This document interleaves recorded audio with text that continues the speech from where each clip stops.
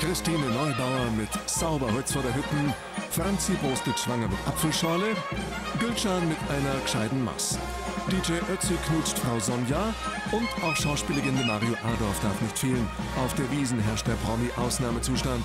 Geschnürt und gepusht lassen die Damen tief blicken. Vielleicht kam Schauspieler Wayne Carpendale deshalb ohne Freundin Yvonne Katterfeld zum 173. Münchner Oktoberfest.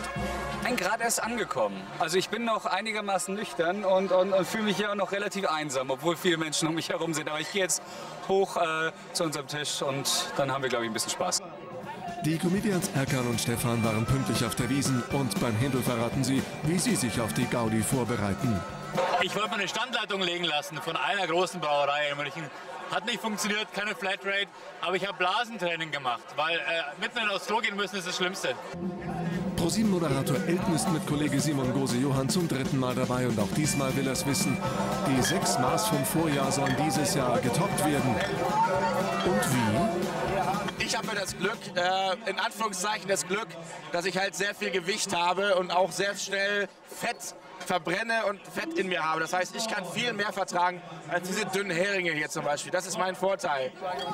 Hungerhaken sind unsere Promi-Mädels zum Glück nicht, denn trotz Magertrend aus Hollywood auf der Wiesn ist das Thema Kalorien tabu.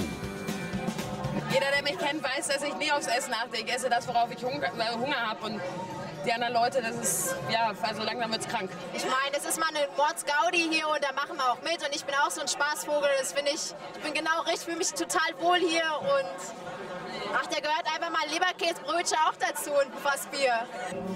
Moderatorin Charlotte Engelhardt lässt sich ihre Maß zwar schmecken, gibt aber zu, ganz ohne Skrupel haut sie nicht rein.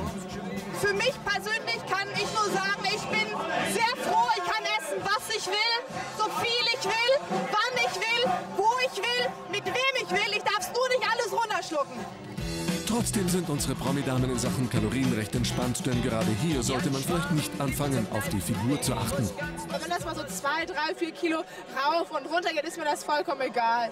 Also entweder weißt du, gehst auf die Wiesn oder bleibst halt zu Hause auf deinem Stepper und schaust dem Fernsehen an.